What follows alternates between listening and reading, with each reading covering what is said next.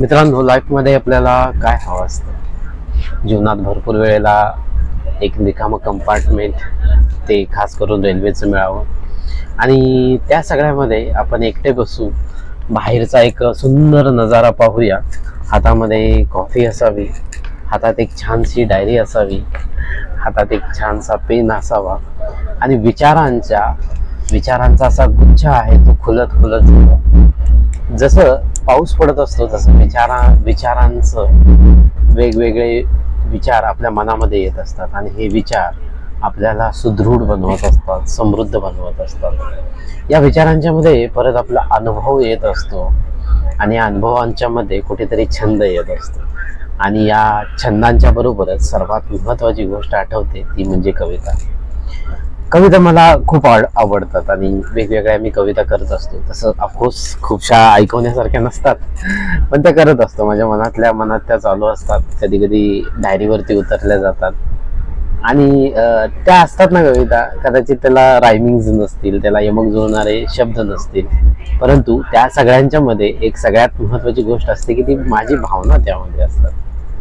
नक्की तुम्हालाही जर काही कविता वगैरे आवडत असतील, एखादं लिखाण जर काय आवडत असेल तर नक्की लिहायला सुरुवात करा.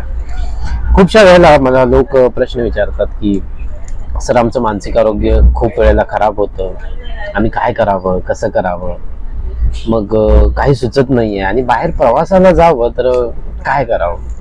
तर खूप मी त्यांना सांगत असतो की एकटे प्रवासाला जा, हातामध्ये पेन घ्या, मोबाईल वगैरे बाजूला ठेवा. खास करून आली सारखं मोबाईलवर जाऊन सारखे फोटे काढत बसतो, त्यापेक्षा एक पेन घ्या, एक डायरी घ्या आणि एका सोलो प्रवासाला निघा.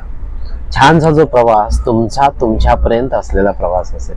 कदाचित डेस्टिनेशन कोणतं ठरवू नका, ते डेस्टिनेशन हेच असावं, तेच असावं, यासाठीच असावं, अमुकच असावं असं अजिबात ठरवू नका. ते डेस्टिनेशन तुमचं असावं एवढं लक्षात ठेवा.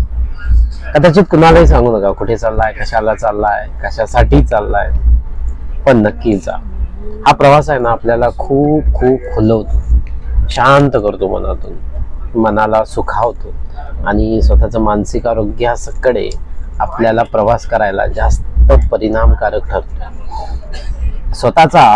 स्वतःकडचा एक प्रवास आपल्याला जमला गेला पाहिजे. खूपशा वेळेला हा प्रवास आपल्याला जमेलच असं नाही, मग त्यावेळेला प्रवासा सोबतीला आपल्याला चहा, कॉफी काय असेल तर सोबत नक्की घ्या. छोट्या छोट्या गोष्टींच्या मध्ये आपल्याला आनंद मिळत नसतो किंवा त्या छोट्या छोट्या गोष्टींच्या मध्ये आपल्याला आनंद घेता येत नसतो. आता मिळत नसतो की घेता येत नसतं, खरं तर घेता येत नसतं. कंपार्टमेंट रिकामा आहे, आजूबाजूला कोण नाही आहे, मी एकटाच बसलोय आणि कोण आहे माझ्या सोबतीला, तर माझ्या सोबतीला फक्त मी आहे आणि तो असलेला मी माझ्याशी किती बोलतो आणि ते बोलणं असलेलं माझं पॉझिटिव्ह किती असणार आहे, म्हणजे मी सकारात्मक माझ्याशी किती बोलतो. माझे इतर असलेले त्रास, इतर असलेले माझे अजून मनात येणारे अतिविचार, ते सगळे बाजूला सोडून फक्त मी आत्ताच्या क्षणात किती वेळेला जगतोय, कसं जगतोय हे खूप महत्वाचं ठरतं.